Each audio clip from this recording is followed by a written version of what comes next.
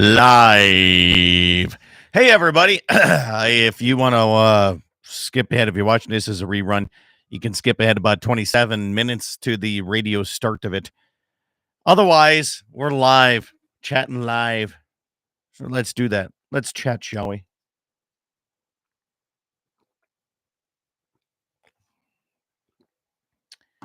Giddy up. Coyote tournament. A lot of them today. A lot of them. Let's organize these a little bit. That's January 13th, too. Next weekend. That one's this weekend. Am I right? Yeah, I think that's this weekend. That's in February.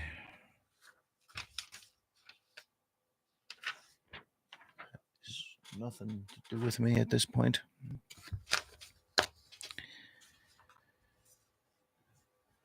Like 30 Coyote tournaments going on here, so yeah. Morning, Mr. Woolgy. When are you heading to the stock show? I'm looking at going like February 2nd, 3rd, and 4th. I think John and Tess are going down that first weekend, but I have a bull sale that weekend. So, morning, Waylon.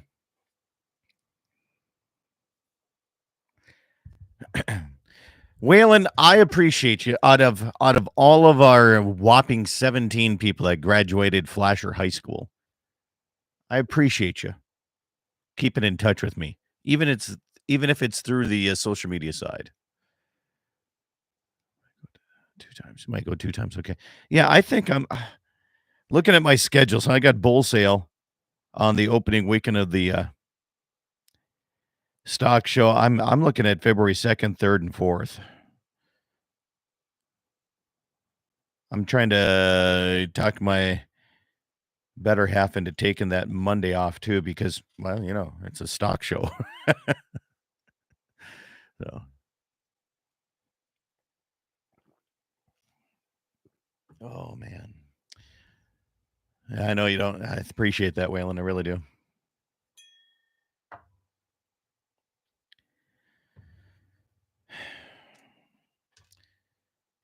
Here's the. I don't know if it's good or bad. As the older you get, maybe I should just let me rephrase this. The older I get, the more I appreciate neighbors and friends and people that kind of hang out and do this stuff with you, right? So appreciate you, Waylon. I really do. Morning, Patriots. One shot cap. Morning. My wife is on call that weekend, so I'll bring my girlfriend.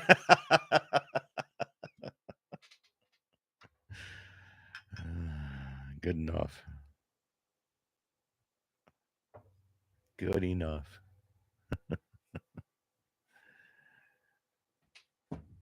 I actually have stuff at the stock show I need to order this year.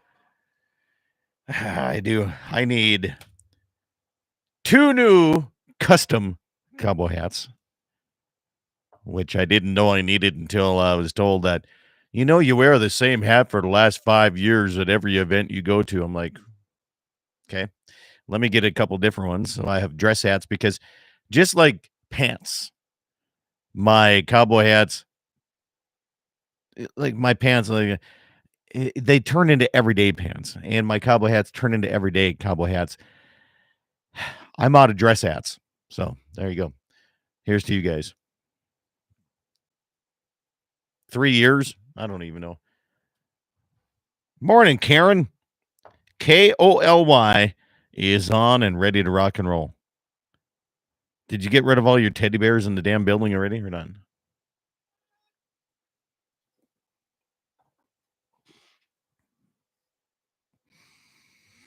I think after 3 years, you get the taste of this would get better.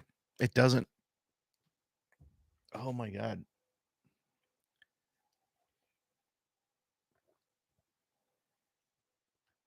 I had somebody ask me that the other day. They said, "Scott, you take ivermectin, right?" I said, "Absolutely." They said, "Do you take the horse or the cattle stuff?" Okay. Cow and swine, baby. 1% sterile solution. I have a neighbor. Question for you is, how long have you been taking ivermectin? Because I've been taking mine for 4 days at 2 cc's. Okay. I take mine every single Saturday morning. I've been taking it for over 3 years now. And the reason I'm doing it on YouTube and why I do this is because everybody said, like everybody that I told that I was taking ivermectin told me that I was going to die within the first 6 months of doing this stuff, right? Or get totally sick or something was going to happen to me. And so I'm kind of doing is like, if it does, let's record it because my YouTube channel stays up all the time. It's not happening, right? So the only problem I have is I got this giant bottle, and out of this entire bottle, I don't know if you can see that or not. 3 years, I've only had that much of it. This is all. So when he uses up on my cows this spring, get a new bottle. My mom is totally scared of taking it. Okay. So here's the thing about ivermectin. All right. So I got some friends, Shreefer Red Angus. Their sale is coming up on the 27th. So they go to the family, they go to Mexico every year and they bring back ivermectin pills. Like they sell them in Mexico. Now, I'm not saying Mexico it probably has the best food and drug administration around, okay? But I don't think we do in America either. Here's the thing about this. I've been taking this for 3 years. And I can honestly say this right now. I've had one cold in the last 3 years. So, there you go. Okay, to be fair, is it this or is cuz I mix mine with well, this is bourbon. Every Saturday morning I mix it because I can't take it straight. Anyway, I the only thing, Scott, Mr. Bulgy, over the years that Todd Mitchell said the only thing it really has done to me, it has turned all my hair gray. So I'm good with that. But I'll tell you this, I haven't had like sick. I haven't been sick in a long time. I don't think I missed a damn show. If I've been traveling, maybe, but that's about it. So, yeah. And I even had a doctor. So I got time for this before I call Levi. So I had when I first started doing this on radio, taking ivermectin, I had a doctor out of Sturgis, South Dakota, Sturgis Rapid City area. He actually found my phone number, he gave me a call, and I thought I was gonna get my ass chewed out. I really did, because the way the phone conversation started, it didn't sound like it was gonna go well for me. This guy went off and saying he said, what he does is he gets empty capsules where you can pull them apart, right? And he injects them with ivermectin, and he gives his patients. And he did this to Roger Jacobson. He's an auctioneer, I believe, out of Montana, but he does a ton of bull sales. Like this guy owns his own airplane and flies to bull sales. That's how popular he is. And he was sicker than sick and couldn't make some bull sales. And he went to this doctor, and this doctor gave him ivermectin injected into these capsules.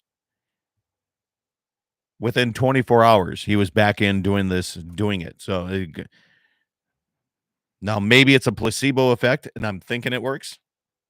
I'm good with that too. I hear it might give a guy kidney stones. Haha, yeah. And trust me, it's not the ivermectin. It's probably this stuff here.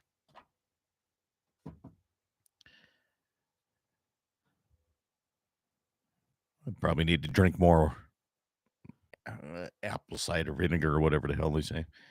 Let's call Levi up. Let's see what he's up to. Morning, Dave.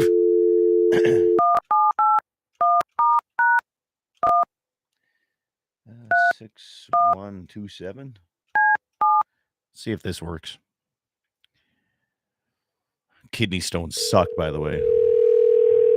So bad. Good morning. Mr. Nelson, how you now? Good. How about you? Not so bad. Good. Are you working this morning? You're just pissing around. I am off. Okay. Yeah. Do you realize that you and you alone help energize every electric vehicle around? Yep. Yeah. We're live on YouTube, by the way, so you just so you know. Yeah. I was watching you before you called. Oh, I'm going through my messages here, taking my ivermectin. I was supposed to die 3 years ago by taking ivermectin. Yeah, I'm still around. What's going on? It must be that combination of hams and ivermectin that keeps you. So here's the thing. So last night we had the Coyote tournament in Rame. I went in and did the rules meeting and did the Calcutta. Tonight I'm in Belfield for the Belfield Sportsman's Club. And I'll tell you this. So I'm not the kind of guy. I don't have a lot of money. So it's not like I can give you a sponsorship of $500-$600 or $1,000 or whatever, but I can help make you like $10,000, right? All right. So that's what I do. I try to help out the community. Last night, I got tired of hams. Really? It got to a point where it's like, I am so bloated up with beer.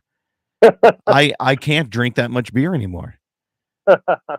Unless I'm working, like branding or something. So I had to switch it over last night.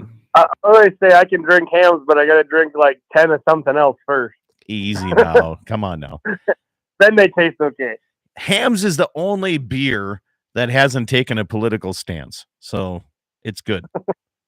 It's not not a transgender beer or nothing like that. I'm going to get in trouble by saying that, I'm sure. I'm sure. You can't say anything today. Yeah. All right, here. Jim Albers. Morning. Morning, Jim. What is going on? Yeah, Belfield Sportsman's Club tonight. Are you going down to the stock show, Levi? I've actually never been down to the stock show. Are you kidding me? Really? Nope. Never have been. So here's my invite to you. All right. I'll invite you to stay at our place in Leeds, South Dakota. February 2nd, 3rd, and 4th. Oh boy. First weekend of February. And we'll go over there and at least one day. It's usually kind of a one-day thing because I spend the entire day and we'll have a great time. And it's a great time. I have to order 2 new cowboy hats. And last year I bought a pair of shotguns. I don't know where they went.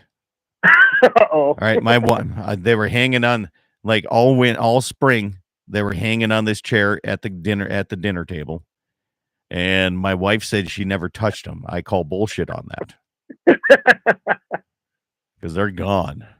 What the heck? Yeah. So, but anyway, I'm actually off that weekend, so might have to take you up on that. I'll tell you this: you'll meet Scott Bulgy.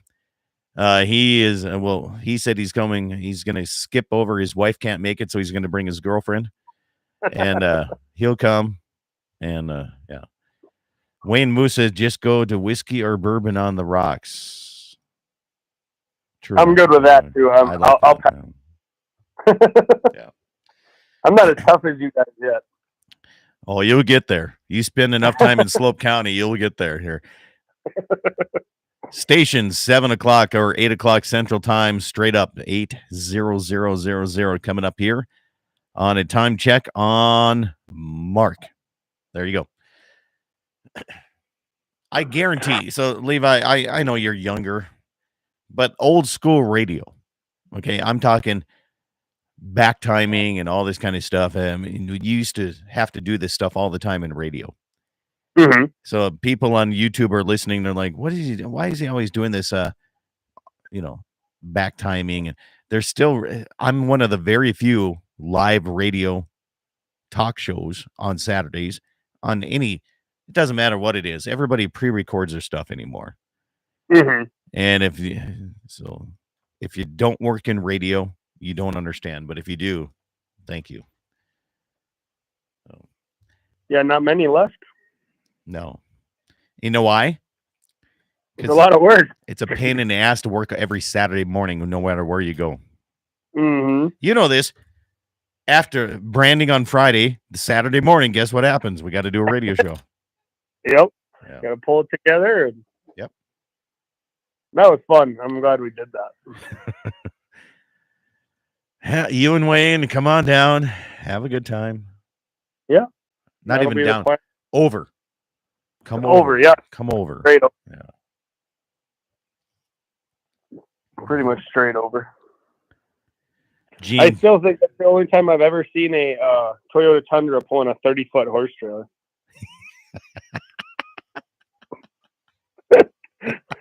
A bunch of the guys are going, "Is that a diesel?" No, sir. That's a gasser.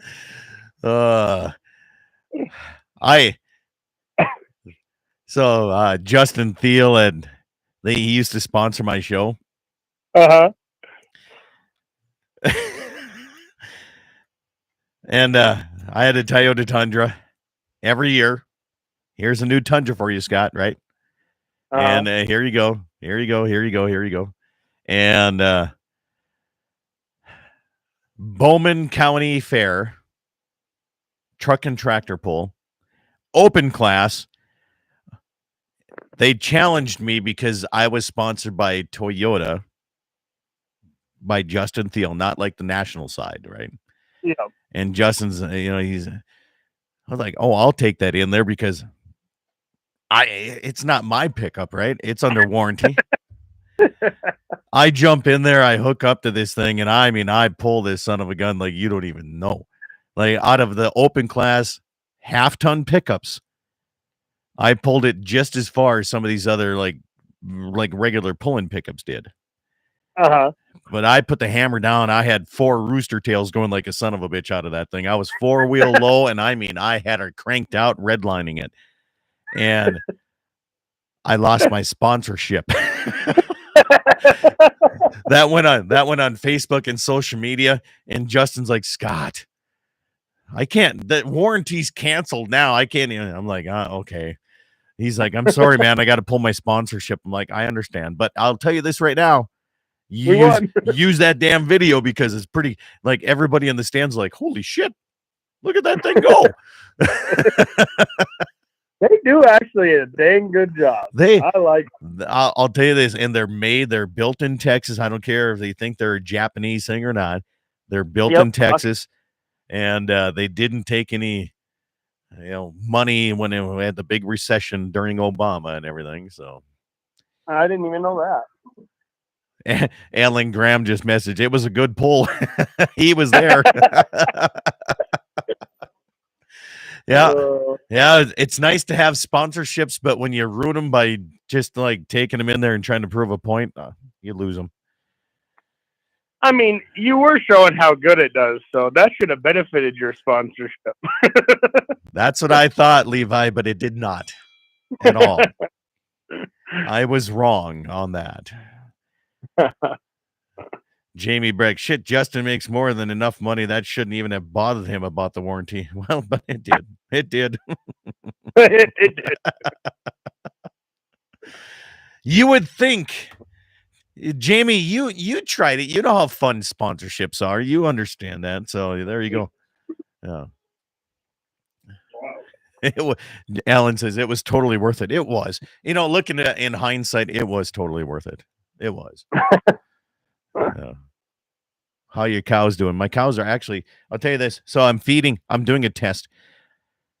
I have Levi, the big pasture you guys rode through. I mean, that's my winter pasture. It's deep, right? And I have my regular cow herd in that one. And then I have my bred heifers in a smaller pasture. And I have those on feed right now. The reason I'm doing that is because my heifers calve way early. And I have a lot of early my father-in-law's bull decided he wanted to get some poontang way before things happened. So I'm going to be calving from like the end of February to the middle of May. So I have all those separated. So I have half of them on feed, the other half is on grass, and they are looking good. Stand by, Levi. 15 seconds to showtime. Stand by. We're going to go quiet here. Stations, 10 seconds.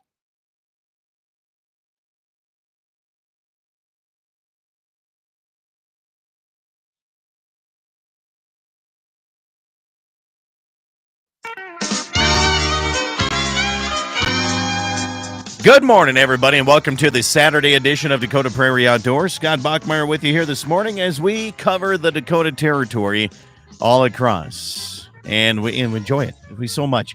Thank you to radio stations like KGFX in Pierre, South Dakota, KOLY in Mulberg, South Dakota, KFire 550, the voice of the Northern Plains, Bismarck, Mandan, KCJB in 910 in the Minot area, and KLTC in the Dickinson area. Thank you for tuning in and having a good time with us here this morning, because nearly 2 decades strong, and I was told that's supposed to be a marketing ploy here, Levi Nelson. Now, Levi, I don't know if you've been on the show very much here. You've been after branding this last year in 2023, you were. But you have been hunting all across, how many? Five different states, 6 states? How many states have you hunted now? 4 states and 2 reservations. 4 states, 2 reservations. And we're going to talk about every one of those, because getting tags is different in every single state, especially if you're non-resident. So welcome to the program, man. Happy New Year to you. The first show of the new year. John had to fill in for you last week, because you were hunting in South Dakota for trying to fill your muzzleloader tag. And now, welcome to the New Year show, man. Appreciate you coming on. Thank you. Thanks for having me. I've been listening to your show for years and years and years. I remember when I was a little kid, and you had your afternoon show on. We'd be feeding square bales in the winter, and as soon as that theme song would come on, Dad would stop talking and we'd start listening to your show, and it's kind of cool now looking back, and I get to be on it now. So I appreciate what you said, except for I was a little kid when I listened to you. Well, you said it's been coming up on 2 decades. I know. I'm currently 25, so yeah, it sounds about right. Oh, that's good stuff, man. I appreciate you. You know, that here's the thing about it is, and the only reason I'm still here is because of great radio stations that carry my program. And it's old school programming. Like I was saying, talking on YouTube, my channel before here, is the people that on the Saturday morning program, this is one of the last live programs. I think myself, and there might be some other ones. I know Dan Cashman Nursery still does a live program, but this is one of the last ones where you actually have to tune into your radio station. They actually have to have somebody there live and doing this with me. So good stuff. Hey, let's talk hunting. Okay. John and I got into a whole thing last weekend about how raising your kids. And I want to talk about taking the kids. You said you've been listening to me since you were a young kid. All right. So you make me feel old, which is fine. But you take that and going in hunting 4 states, 2 reservations, getting permission to hunt. How do you do it? How do you go about asking this? And what's the right way?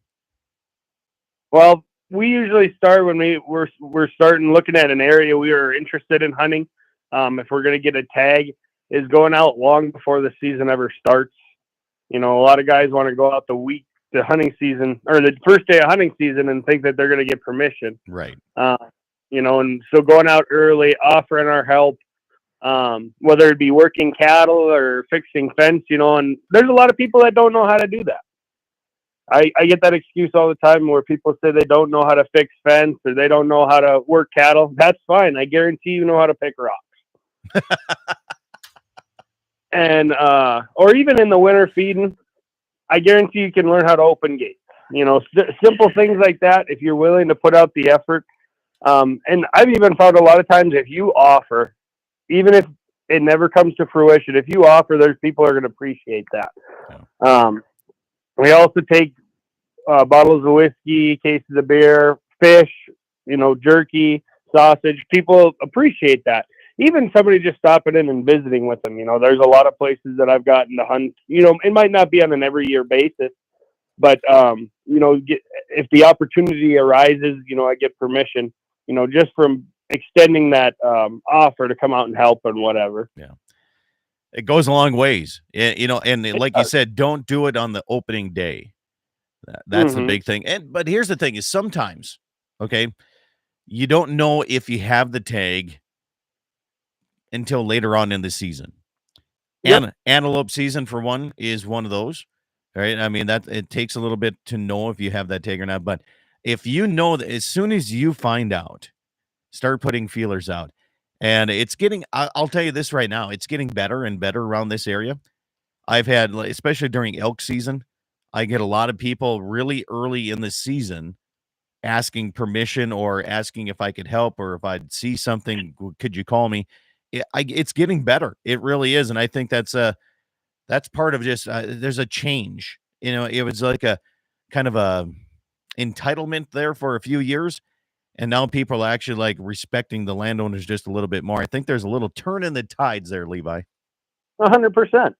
And if you're looking at drawing a tag in a few years, why not go out and put them feelers in now? Yeah.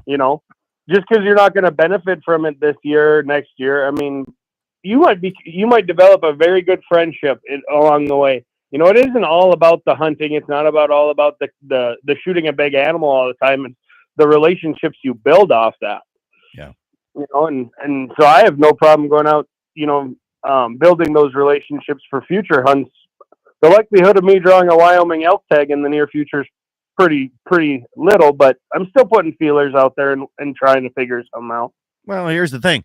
You've come down in the last 2 years, helped at branding. Mm-hmm. You've never once asked to hunt my place. No. But I guarantee if you ever wanted to, now you've already set the groundwork to do that. Yeah, if I ever draw that elk tag, we might have to bank in some points. I'd be more than happy. So there's a bow hunter that's been out here for like the last 25 years.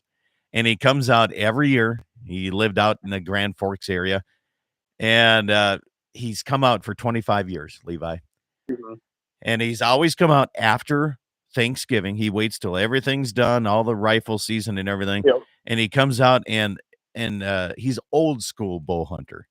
Like he sits and he scouts and he scouts and he scouts. And if he sees something, he starts putting the miles on. Mm-hmm. He retired out of his job and everything. Guess what he did 3 weeks ago? Got one?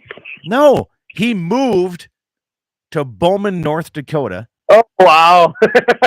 Sold his house in Grand Forks and he came out over here in West Riverside and he's like, this is the people I want to be around.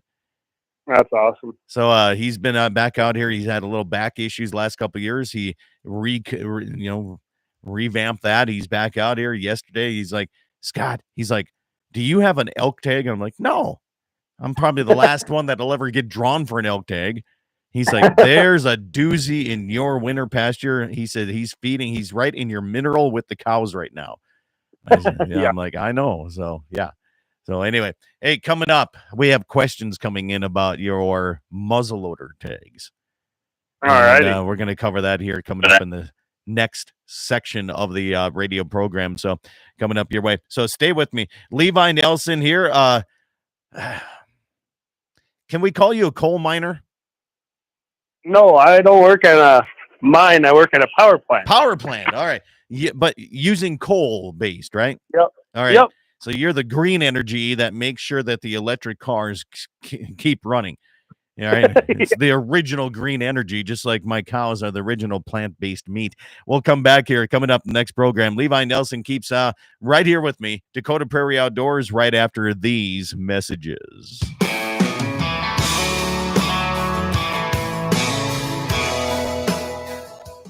Bowman Livestock Marketing, Bowman, North Dakota, wishes you a very Merry Christmas and a Happy New Year. No more sales for the rest of this year, but starting out Saturday, January 6th, there's going to be a large calf special with over 3,000 to 4,000 head expected, and regular sales starting Monday, January 15th. If you have any livestock you'd like to get consigned, get in touch with any one of the field reps, Wayne Miller, Austin Visser, Brandon Richard, Kyle Getz, Ross Carson, or you can call Austin Snook with any questions or comments, 307-290-2161. The 30th annual Top Cut Bull Sale, Saturday, January 27th at the 21 Angus Ranch, New England, North Dakota, 1 p.m. Mountain Time. Selling Top Cut bulls, including 100% offering from sires, including 48 sons of KG Justified, 71 sons of Sit Stellar, and 41 sons of the SAV Resource. Born and raised right at the ranch to give you well-mannered, extremely uniform, and deep-body genetics. The 30th annual Top Cut Bull Sale, Saturday, January 27th at the ranch east of New England. For more information, go to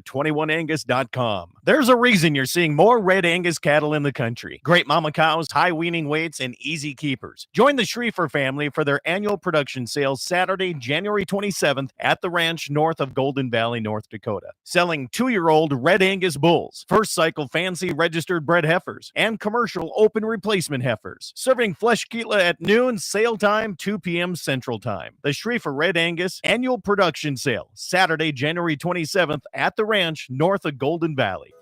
I'm Dale Paulke with Dakota Community Bank and Trust, your trusted partner in ag lending. With our deep understanding and appreciation for the Western way of life, we proudly accept, respect, and promote the values that define our community. Whether you're a farmer, rancher, or business owner, we are here to support your financial needs and help you thrive.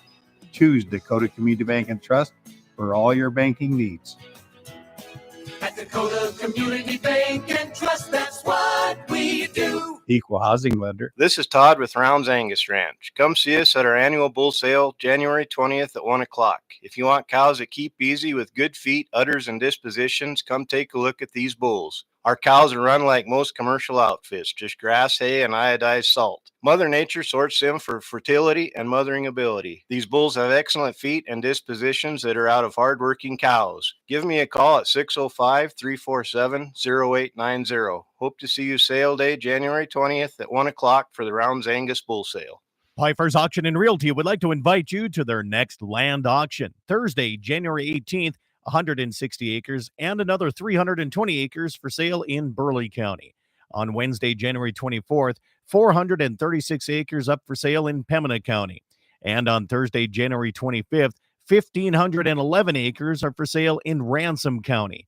If you would like more information on any of these sales and talk to any representative, go to Pfeiffer's.com. Pfeiffer's Auction and Realty would like to invite you to their next land auction, Thursday, January 18th, 160 acres and another 320 acres for sale in Burleigh County. On Wednesday, January 24th, 436 acres up for sale in Pembina County. And on Thursday, January 25th, 1,511 acres are for sale in Ransom County. If you would like more information on any of these sales and talk to any representative, go to Pfeiffer's.com. I'm Dale Paulke with Dakota Community Bank and Trust, your trusted partner in ag lending. With our deep understanding and appreciation for the Western way of life, we proudly accept, respect, and promote the values that define our community. Whether you're a farmer, rancher, or business owner, we are here to support your financial needs and help you thrive. Choose Dakota Community Bank and Trust for all your banking needs.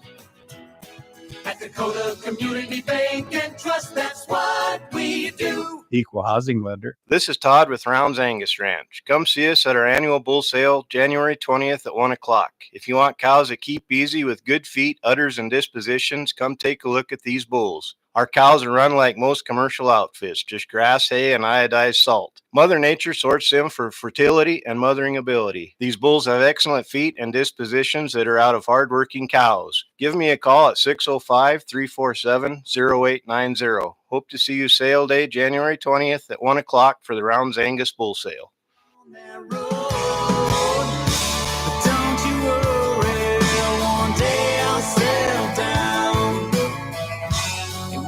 Time comes, I hope you're still around. I hope you're still around.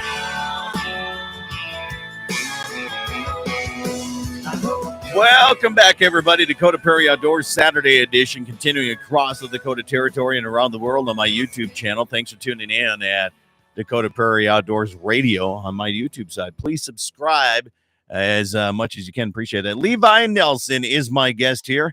Entrepreneur, hunting 4 states, 2 reservations, and making power for your electric cars.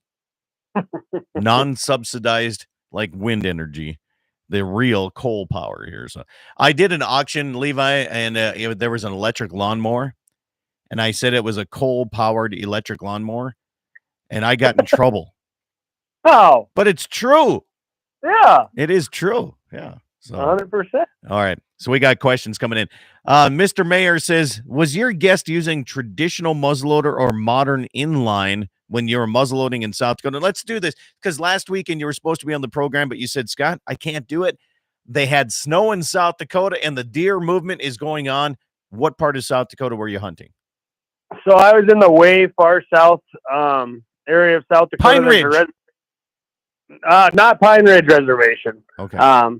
There's another reservation down there that I lived down in that area after high school, and so I kind of found out some different ways you can hunt down there.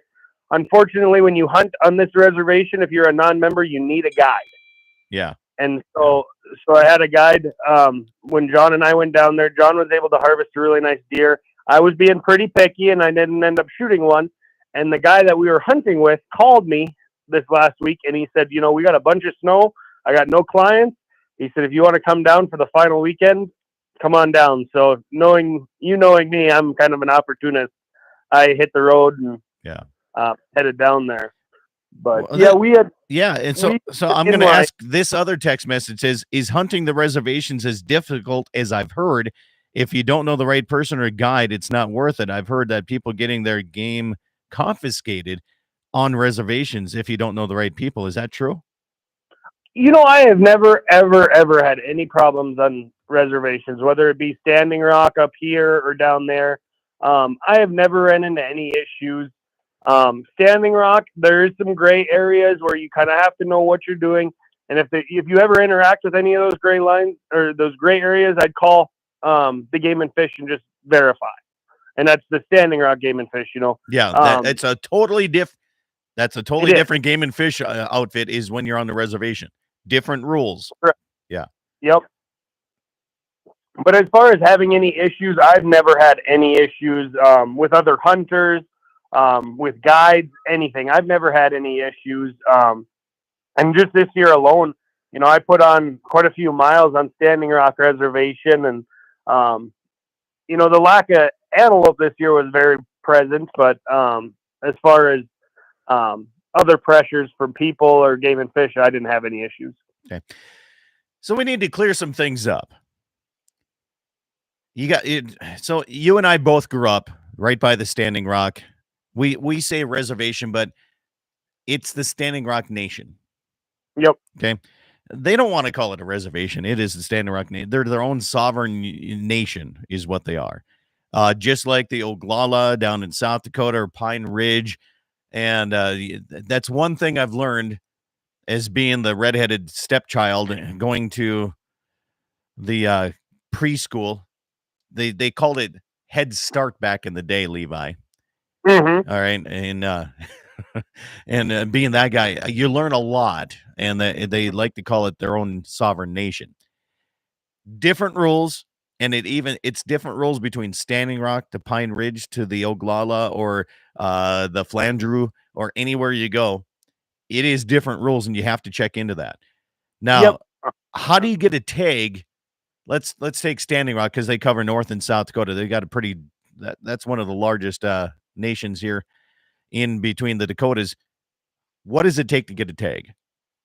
So they have a website just like North Dakota Game and Fish does, and when you access that website, it has your rules, your draw dates, your season dates, your tag costs. And so you go on your website and you figure out how to apply their portal.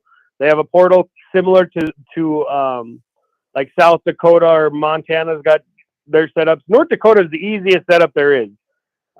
Every state beyond North Dakota, I feel like, gets a little tougher Standing Rock's fairly easy to figure out. You go on and you apply, and just like I said, everything's different. Standing Rock, you can apply 5 times for one tag.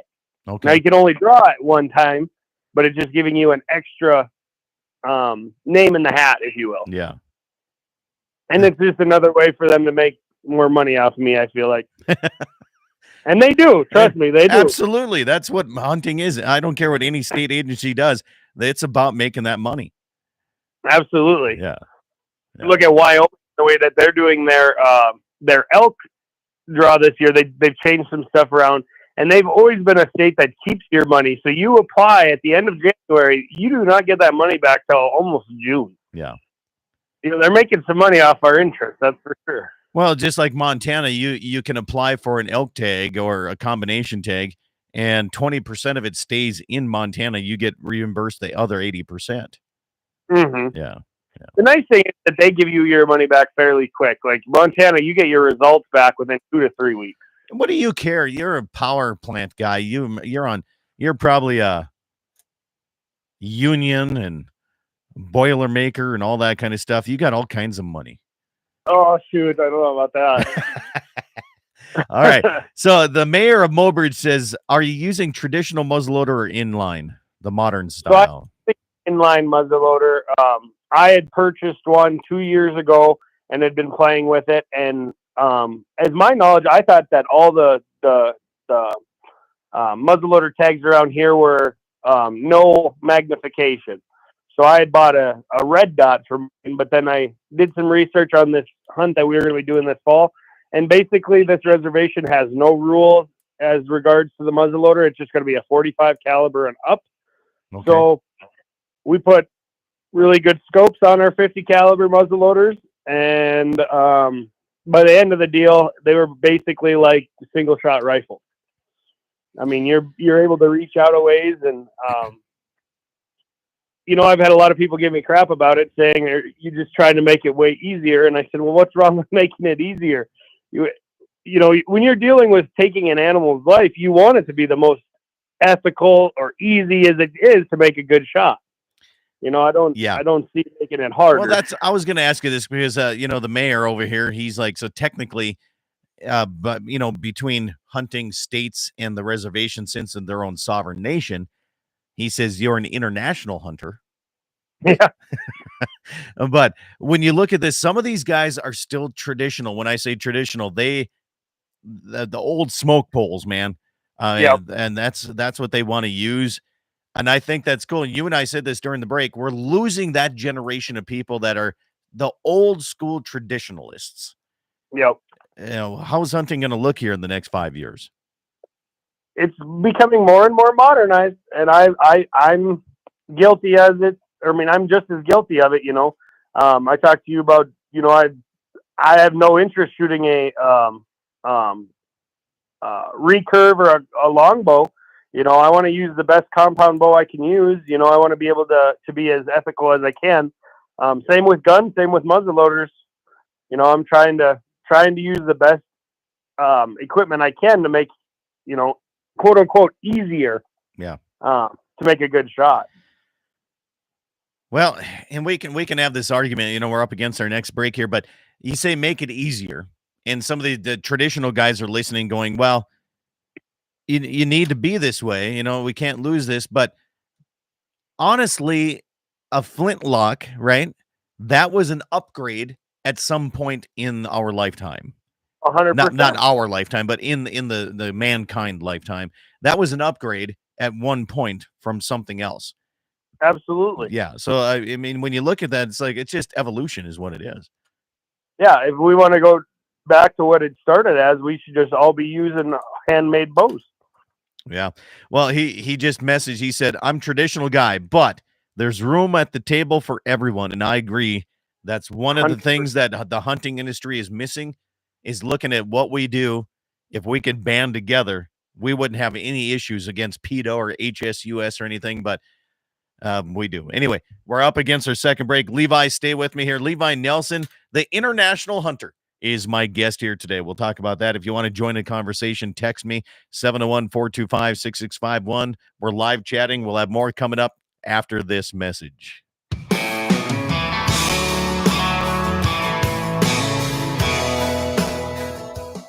Bowman Livestock Marketing, Bowman, North Dakota, wishes you a very Merry Christmas and a Happy New Year. No more sales for the rest of this year, but starting out Saturday, January 6th, there's going to be a large calf special with over 3,000 to 4,000 head expected, and regular sales starting Monday, January 15th. If you have any livestock you'd like to get consigned, get in touch with any one of the field reps, Wayne Miller, Austin Visser, Brandon Richard, Kyle Getz, Ross Carson, or you can call Austin Snook with any questions or comments, 307-290-2161. The 30th annual Top Cut Bull Sale, Saturday, January 27th at the 21 Angus Ranch, New England, North Dakota, 1 p.m. Mountain Time. Selling Top Cut bulls, including 100% offering from sires, including 48 sons of KG Justified, 71 sons of Sit Stellar, and 41 sons of the SAV Resource. Born and raised right at the ranch to give you well-mannered, extremely uniform, and deep-body genetics. The 30th annual Top Cut Bull Sale, Saturday, January 27th at the ranch east of New England. For more information, go to 21angus.com. There's a reason you're seeing more red Angus cattle in the country. Great mama cows, high weaning weights, and easy keepers. Join the Schriefer family for their annual production sale Saturday, January 27th at the ranch north of Golden Valley, North Dakota. Selling 2-year-old red Angus bulls, first cycle fancy registered bred heifers, and commercial open replacement heifers. Serving flesh keela at noon, sale time 2 p.m. Central Time. The Schriefer Red Angus annual production sale Saturday, January 27th at the ranch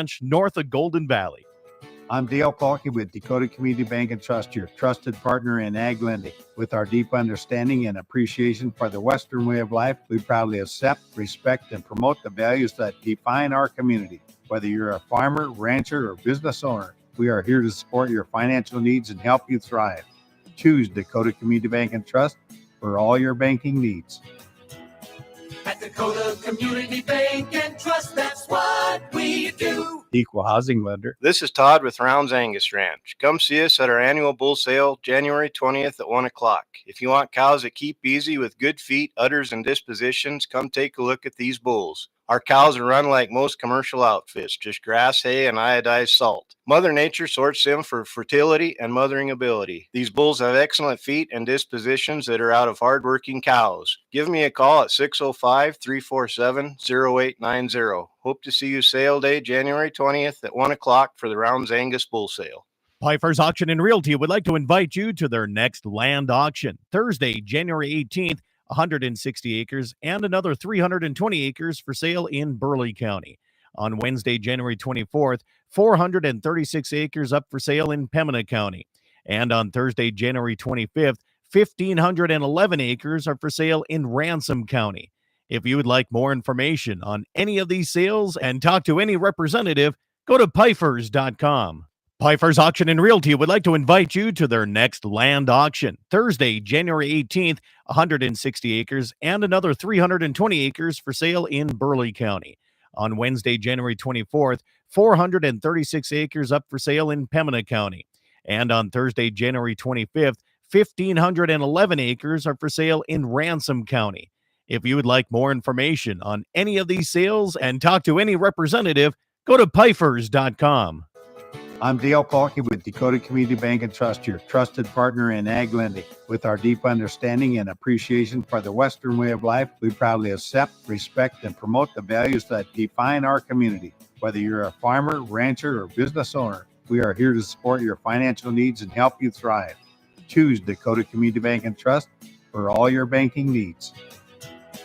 At Dakota Community Bank and Trust, that's what we do. Equal housing lender. This is Todd with Rounds Angus Ranch. Come see us at our annual bull sale, January 20th at 1 o'clock. If you want cows that keep easy with good feet, udders, and dispositions, come take a look at these bulls. Our cows are run like most commercial outfits, just grass, hay, and iodized salt. Mother Nature sorts them for fertility and mothering ability. These bulls have excellent feet and dispositions that are out of hardworking cows. Give me a call at 605-347-0890. Hope to see you sale day, January 20th at 1 o'clock for the Rounds Angus Bull Sale.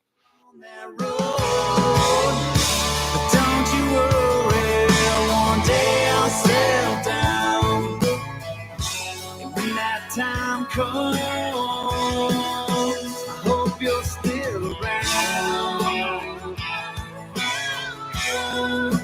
I hope you're still around. Welcome back, everybody. It's Dakota Prairie Outdoors Saturday edition. Good to have you along here on a beautiful Saturday morning. I'm going to say that because the polar vortex is moving into the Dakota Territory next weekend. I'm not going to be as excited because it's going to be in the negatives here. But Levi Nelson's my guest here. Levi, at least compared to last year, we have 3 months of less winter already. Exactly. It's been nice. Yeah, you know, we've fed a lot less hay already this year. I know that. So here's the thing, though. There's so many. So last night I was in Rame. They have the Dennis Lubke Memorial Hunt. There's so many hunts going on. The Mike Anderson Memorial Hunts going on here. There's hunts, coyote hunts all over the place.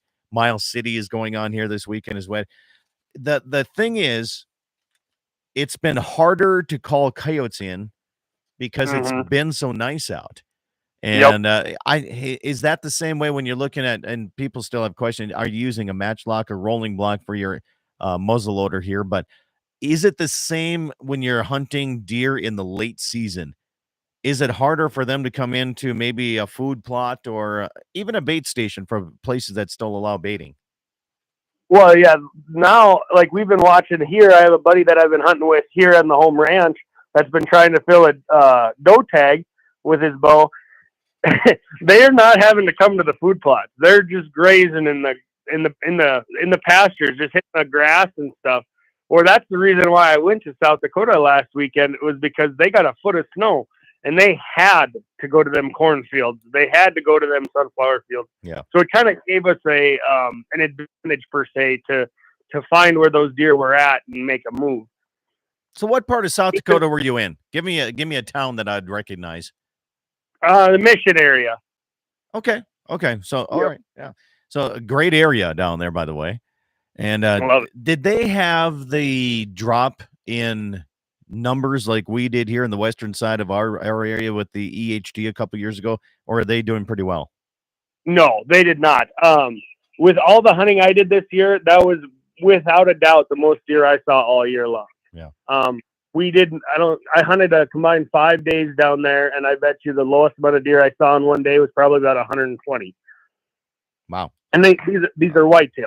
Yeah. I don't think I saw 120 whitetails in North Dakota all year. I guarantee I didn't see 10 of them here. Let's go to the phone lines here. We got a 391 number. Okay. Good morning. Welcome to the show. What's your first name? Hey, Scotty. It is Wayne calling. Wayne Muth. How the heck are you? Morning. I'm good. Hey, Levi. Good morning. I just wanted to call and just offer Levi just a great congratulations on his super season. I mean, talk about a young man, a young guy that's out there dedicated, that does the work ahead of time and does it during the season to be successful like he does and like he was this last year. It's pretty awesome. And congrats to you, buddy. I really look up to that. That's pretty cool. And multiple different species too. And so that's pretty nice. I appreciate that, Wayne. And Wayne knows that, like, he was one of the first guys to get pictures every time. You know, he's a guy that I ask a lot of advice to. And, you know, somebody I look up to a lot in hunting. You know, I've learned a lot from him. Yeah, well, thanks, Levi. You know, when you get to the traditional piece you guys were talking about earlier, it seems like in today's all around the hunting world, there's like 5 stages of hunting, and the early stages are different than the later stages. And in later stages, you kind of get into maybe a little bit more of the traditional, go back to the old, you know, I've taken a lot of deer type of thing or animals, and I just want to make it a little more challenging for myself and experience it more. Something it is, I don't know, but that's something we could talk about another time. But congratulations, Levi, on the great year. Keep it up, and we'll be in touch. Maybe we can get some coyote hunting in or something yet this year. So, all right, I'm going to let you guys go. Okay. Thanks, Wayne. You bet. Okay. Thanks. We'll talk to you guys later. You know, Wayne makes a good point. You know, you say you're starting out and probably more traditional. I started bow hunting with a recurve, Levi. And the reason I started bow hunting when I was living in South Dakota, one of my good friends down there was a recurve guru, man. That's all he hunted with. Right. And this, I mean, he's such a good friend that we went down to Texas hog hunting here just a few years back, and he's still shooting a recurve.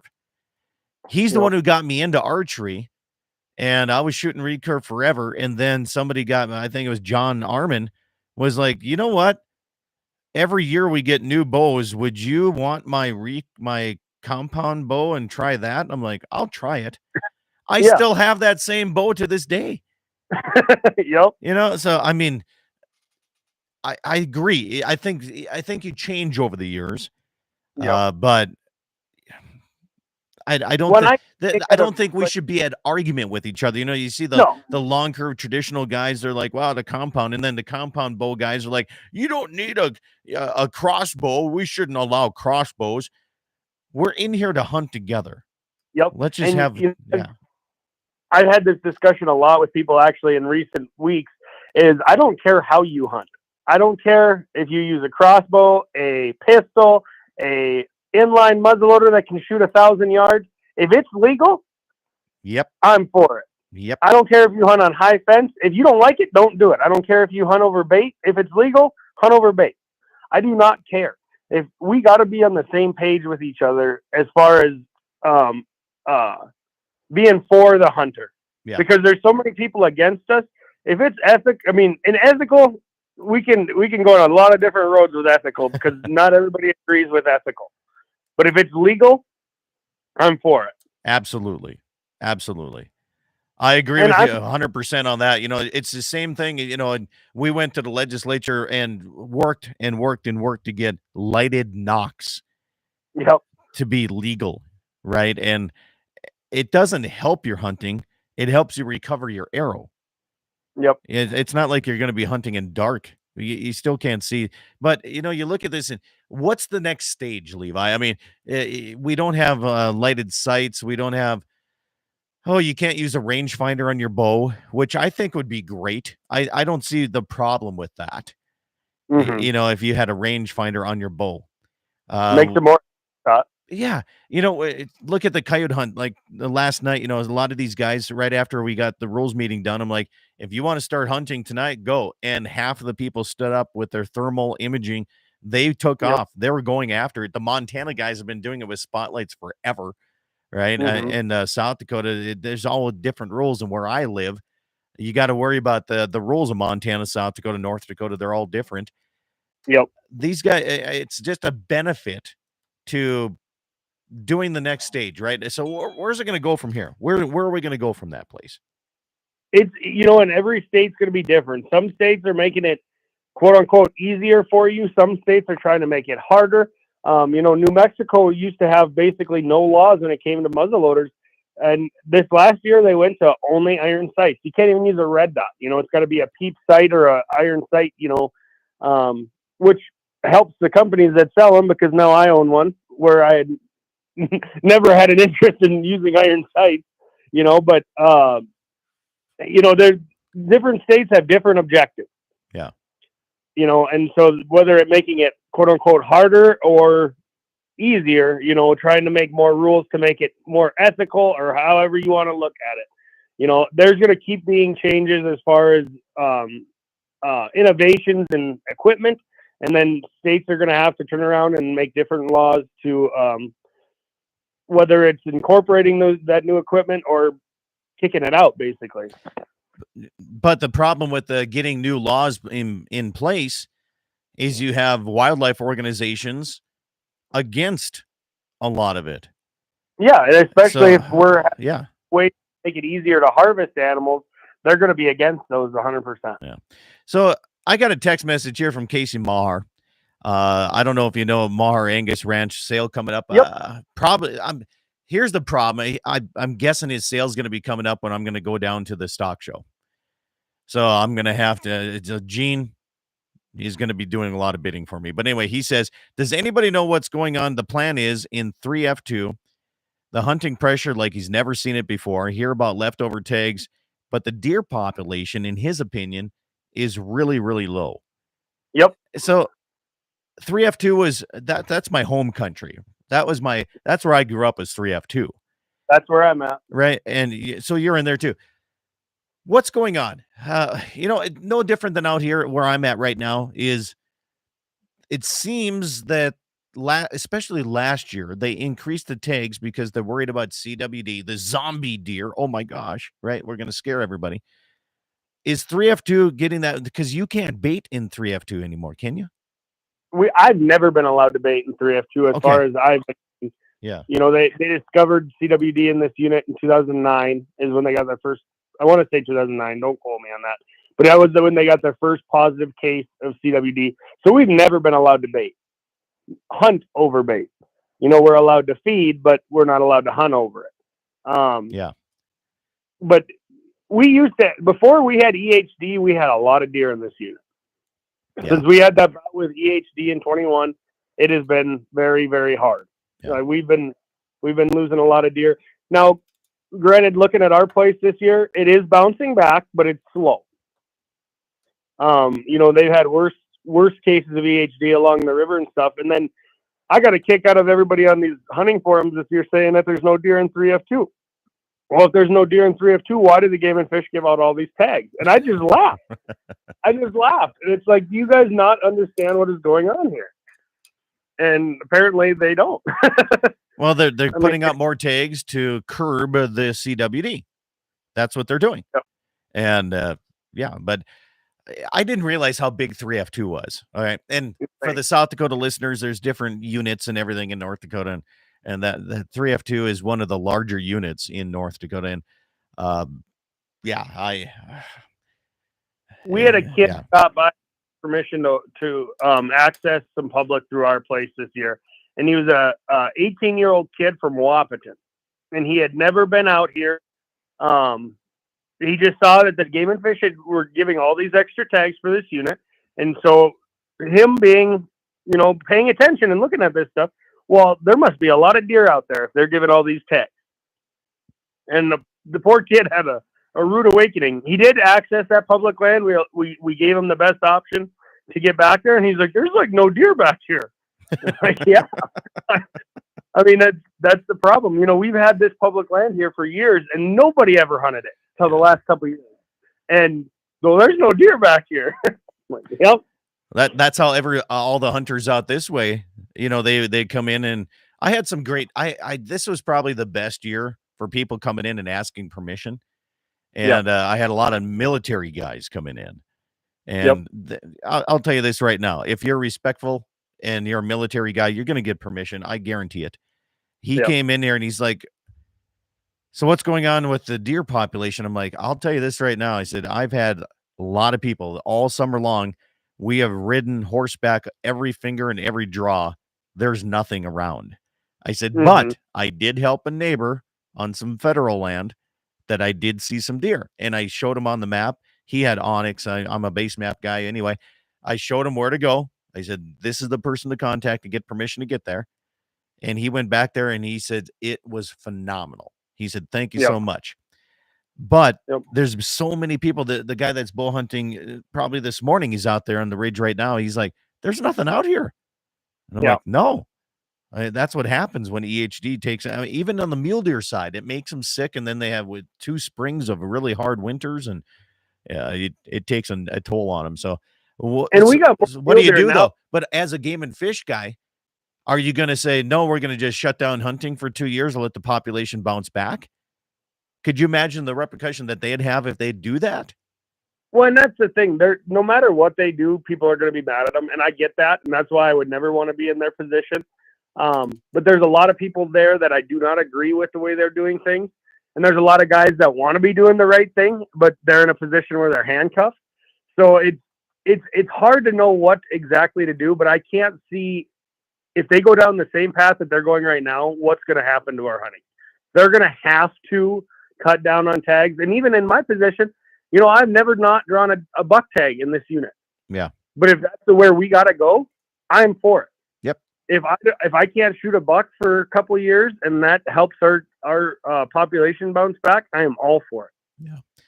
And that's the thing is you have to give up something in order for something to work out in a better thing. You know, all right. Yeah. So let's go through the states here. Let's go through species. All right. Antelope. What states and how many have you got this year or 2023? So in 2023, I harvested 5 antelope. one in Wyoming with my bow, one in South Dakota with my bow, one in South Dakota with my rifle, and then 2 on Standing Rock Reservation, a buck and a doe, both with a rifle. Okay, let's go to whitetail deer. So whitetail deer, I shot 1 in North Dakota with my bow and 1 in South Dakota with my muzzleloader. All right, what else are we going to go here? What else did you shoot? Mule deer, I shot Mule deer. shot 2 of my biggest mule deer back-to-back days, 1 in Montana and 1 in North Dakota, for 2 of the best hunts of my life. So Montana, North Dakota, South Dakota, Wyoming, and reservations. Out of all of those, what else? I shot 2 elk. I shot a Okay. bull elk with my bow, and then I shot a cow elk on Standing Rock Reservation with my rifle. And then 4 and what else? 4 turkeys. Turkeys. I always forget about turkeys too. Yeah. I'm a turkey guy. If anybody knows me, I'm a big turkey guy. You're living in the wrong part of the state. You need to be from like Alabama. No, thank you. I'll stay here. Georgia. There's plenty of turkey. Yeah.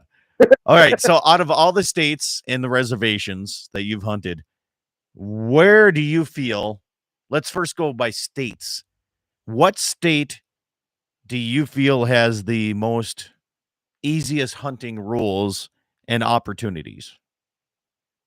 As far as rules and opportunities, especially as a North Dakota resident, I would have to say North Dakota. Okay.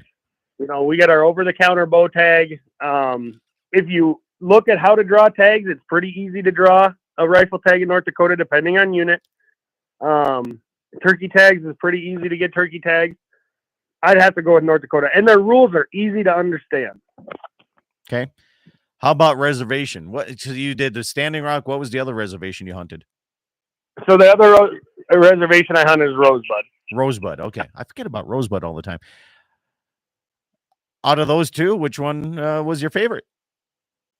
I will have to go with Standing Rock because you don't need a guide. Okay. Yeah, and this was my first year going hunting with a guide. My South Dakota archery antelope was with an outfitter, and it's the smallest antelope I've ever shot in my life. But that was my first experience with an outfitter. And so for somebody going, doing everything by themselves for years, it was a little hard to have to have a guide or an outfitter. Do you think it's a bad thing though? No, it is not a bad thing. Yeah. Definitely can shorten the learning curve on some of the things. It's just another learning curve. It's something different, and it's more cost. Yeah. So I enjoy fishing, but I enjoy going down to Mobridge, and Brent Chemnitz knows where to go because that's his entire job is guiding fishing. Yep. He knows where to go, and I'm using his stuff. Yep. I like that. But I'm not a big fisherman. I enjoy fishing. I'm not very good at it, but there was a benefit this year that I bought a guided fishing trip in South Dakota this year. So I'll get to know that.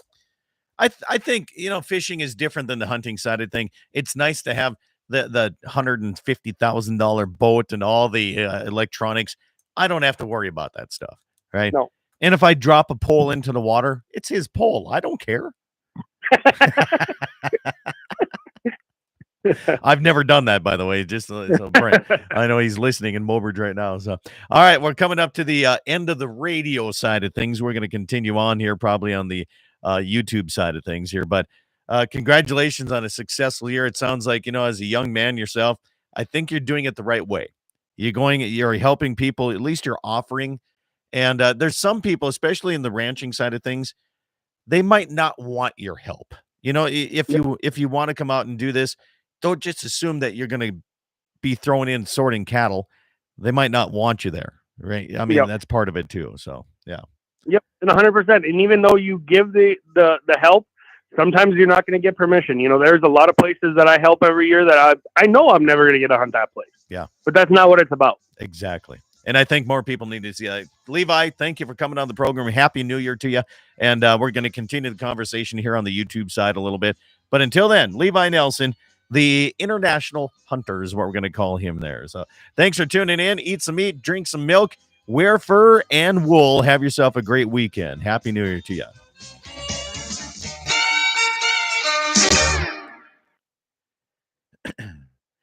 All right, man. We're going to give a little bit here for the stations to make sure if they're doing anything that we're completely off. Good. Eric says, Eric down in the Pier area, he lost his little boy during a fishing trip. And he said, someday I'll stop being mad at fishing. And I hope you do, Eric. That's a tough one. That would be really. Could you imagine? I had this conversation, was it last weekend or I can't remember. I was helping somebody. We were ultrasounding somewhere, and we were having this discussion about the parents outliving their kids. Yeah. And my area here, I have 1, 2, 3, 4, 5 neighbors that have lost sons, and way too early, right? And you look at that, and it's like that. I don't have kids of my own, so it's hard for me to understand that. But here I am speaking at the funerals and trying to help 6 people lost kids, and it's terrible, right? I mean, you don't want to see that. Mhm. But on the other hand, here's the thing that we had a loss here over in the Beach Weebo area. This young gal, she went in, she was going to go down and feed horses and do something before the sunset. And the dad is like, that's taking her a long time. And he went and checked in, and be darned if the horse didn't kick her, right, and killed her right there in the stable. And everybody's asking why this shouldn't happen, right? So whether you like to hear this or not, if Eric, you're still listening, here's the thing. Of all the funerals that I've spoken at, I always come down to this one thing. Evidently, something in that kid's life, they did something correct that the good Lord wanted them back. They fulfilled their purpose, and I'm still sitting here. There's something I need to do. I have not fulfilled my purpose like those kids have. And, or anybody for that matter, right? And I'm trying to look at you, trying to see that and say, well, so that's why I'm trying to help do these benefit auctions. I try to help do everything I can for the community. But I'm still missing something, and I don't know what that is. Right? We don't know that is. But so hard. But these kids, they must have done something so special that they were called for a higher job. And I look at it that way. And I know it's tough because I'm not a parent and I haven't, I get that. But by golly, I think that there's a higher calling, and they're doing that right now. So yeah. And I'm still sitting here wondering what my problem is, Mm-hmm. Yeah. And that's a hard way. It's almost, it helps you by thinking that way too. It kind of helps easy, or what's the right word? It kind of, it softens the blow, by thinking of it like that, but either way, it's so hard. Oh, I mean, can't imagine. Yeah. I can't either. Yeah. No, but that's why you have good neighbors and good friends that stick out and help you out, right? That's what we do. Yep, 100%. So, well, what's on your docket for today, man? What do you got? We got the today and tomorrow, last day of archery season in the this side of the state, I guess. Yep, we're gonna continue trying to fill. My buddy, like I said, he's got his doe tags to fill out. I actually still have 2 any doe tags for here, and we have a lot of mule deer. So possibly try to fill one doe tag before the end of the year with my bow. Yeah. Yeah, a lot of friends still want meat, so. Yeah, I don't know. I let my rifle tag go again this year because we had nothing for deer. My archery tag, I have a hard time going after anything because we have nothing for deer. Mm-hmm. And yesterday I put salt and mineral out, and I counted 63 cow elk and 22 bulls. Well, there you go. And they're all in my winter pasture eating my mineral. Dirty buggers. I'm not kidding you. I cannot keep. I tried to use liquid feed. Mm-hmm. I put a game camera up, and in 300 gallons of liquid feed in 24 hours was gone, and that game camera had nothing but cow elk on it. Yeah. Well, that's this year too. With trying to find out where the deer are going, I got a bunch of food plots. And so I put a camera up, and for 2 weeks, I had no deer on camera. And we have some cattle on the outside of this food plot. And one morning I woke up and there was 32 pictures on this camera. It's a cell camera. And I said, doggone it, the cows got in my food plot. And I pull it up, and here it's 3 bull elk. Yeah. And we're not even supposed to have elk. I got no deer, just elk. So do you think that the elk pushed the deer out? It's hard to say. When we were in Montana, the deer, the cattle, and the elk were all in one area. They were all together. Like I have videos of the bull elk walking through the cow herd and the deer are on the outskirts of them. Yeah. So I don't know. I know like there's some neighbors of ours that have said that, when the deer are there, there's no elk. When the elk are there, there's no deer. So I don't know. I haven't seen it personally, but yeah. It seems to me like the elk, when we have a large number, like, in the winter pasture, we're the winter grounds. This is where they winter, is with my cows. Yep. All right. So they get along with cattle, but you hardly see any deer, when you have this many elk in there. But I bought some cows from a neighbor over here because I had a lot of opens this year. I had to fill my cow herd back up. And we took a drive, and we were out looking at some different areas, and he's like, what's this? And I said, that's elk shit. He said, it's everywhere. He said, everywhere we walk, there's elk shit everywhere. I'm like, yep. He says, well, how many tags do you get? I'm like, none. I don't get nothing. Well, that's the problem. I tried to get one of those depredation tags. Well, then you got to have 5 people's names, numbers, and addresses in order for me to get a cow tag. Well, I let like 7 people go in and hunt go after cows. I never got their names and numbers, and I had stuff going on here. So yeah, when I got out of that, I went to that advisory meeting in November in Bismarck, and they talked about that, and they were saying how they're having really good responses from the landowners and the hunters from that. I was like, really? That's not what I'm hearing. Yeah, they're going to tell you. I think in some circumstances they have their head in the sand too. They only want to hear what they want to hear. Absolutely. Whalen says north of Flasher, there were 8 bull elk on Toman's land here this year during deer season. Well, one got poached up there this year too. Poached? They found him on the side of the road. Yep. Really? They just cut his horns off. I have no use for that. No, I don't either. And especially elk with a taste so dang good. Why the heck would you waste the meat? Well, so there's some older bull elk that don't taste worth a hoot. Well, this one that got poached wasn't bad. He would have been fine. Yeah. There's one, this bull hunters that's out here right now. He's like, Scott, do you have an elk tag? I'm like, no. He's like, there's an elk out here. He said, it's a dandy. I'm like, I know which one it is, but it's so old, Levi. It's almost a light gray color.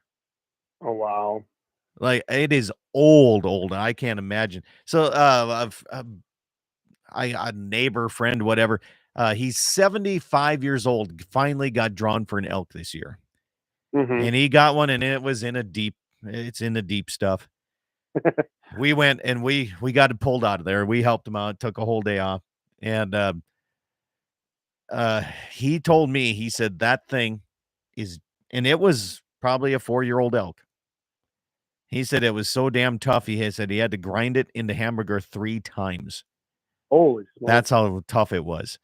So I don't know. Alan says a lot of elk burger. Yeah. And I love elk. I do. I love elk. But I shot 4.5-year-old. We figured he was a 4.5-year-old bull this year in Montana. And I got 200 pounds of hamburger and 75 pounds of steak. Yeah. And I have not had any of that wasn't good. I mean, it's been amazing. And then with my cow tag on the res, I wanted to shoot a young cow. Yes. Granted, I didn't need a lot of meat for the freezer because I had a lot already. And I knew that'd be really good. Yeah. Doggone it, a little cow isn't still really heavy. Yeah.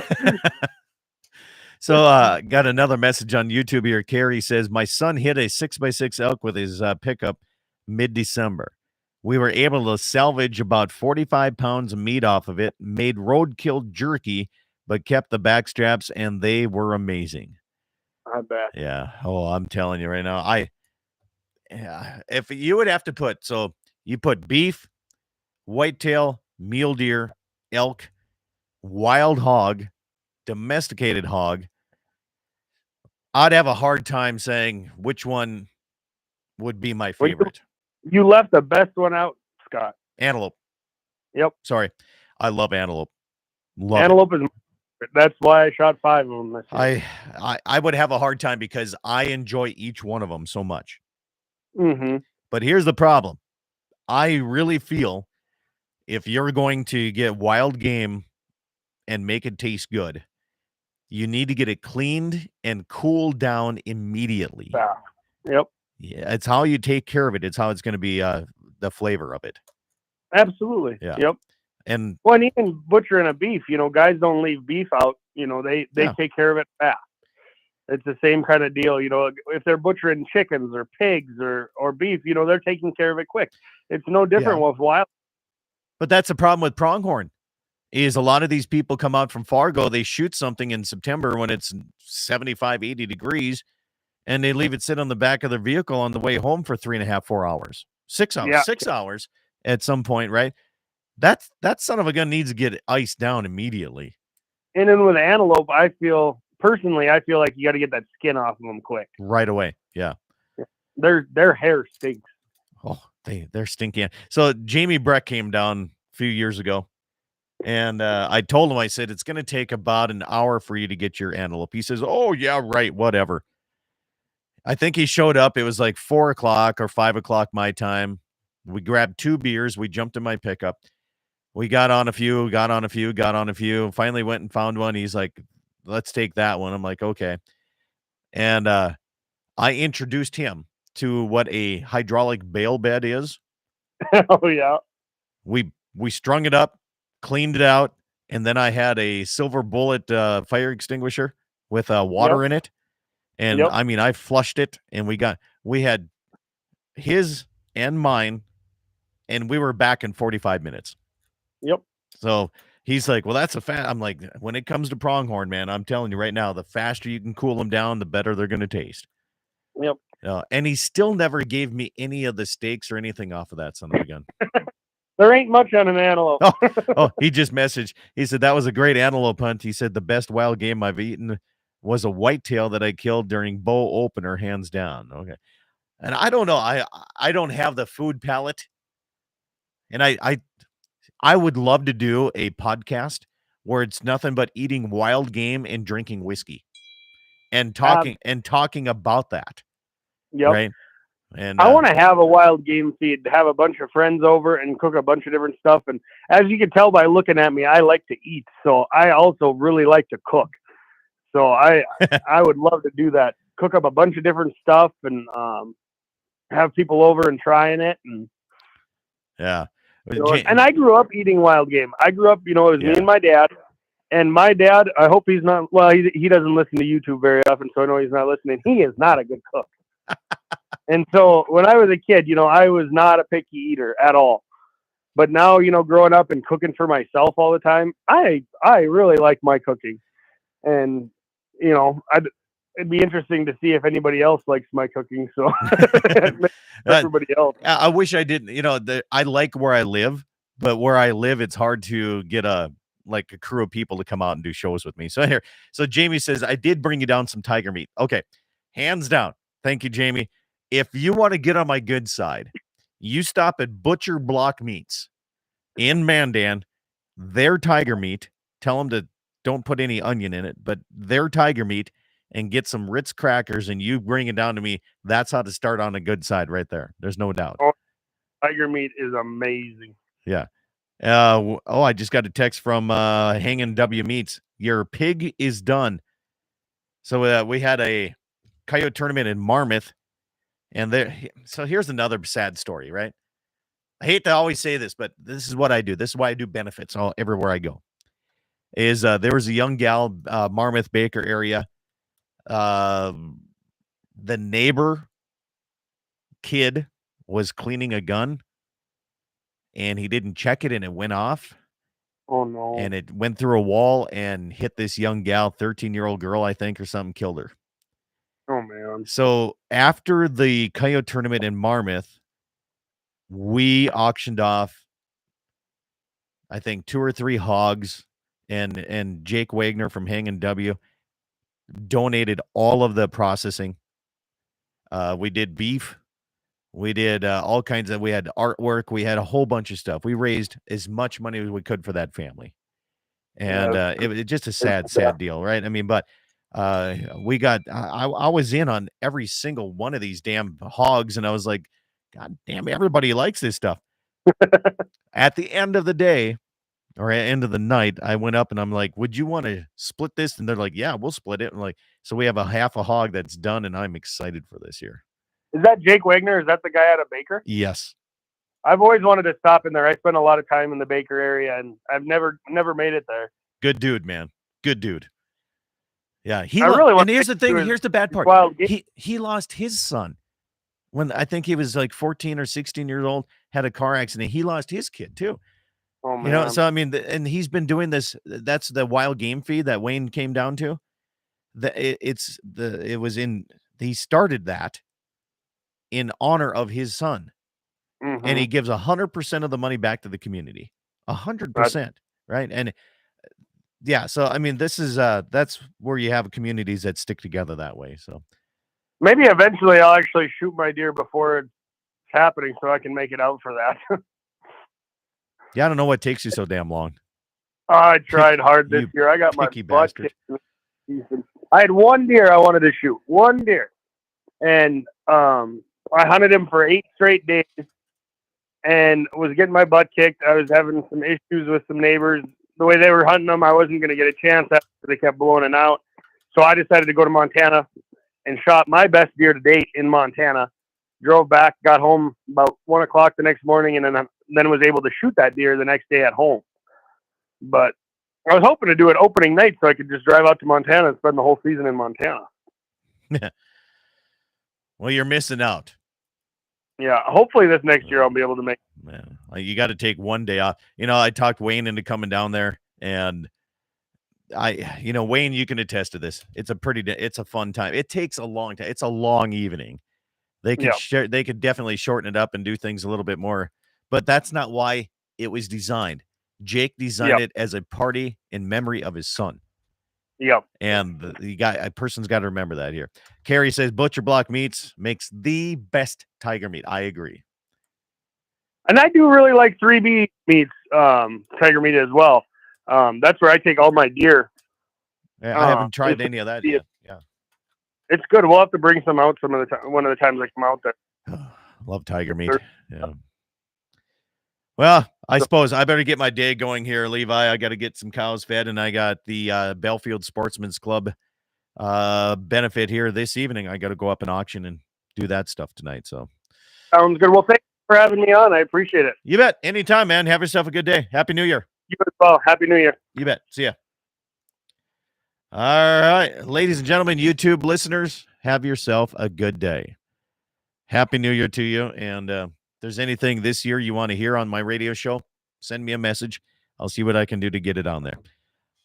All right. I think I need a nap today. I think so. We'll see you in Belfield. If you want to come over and have a good time, Belfield Sportsman's Club tonight, City Hall, Belfield, 5 o'clock, Mountain Time. Be there.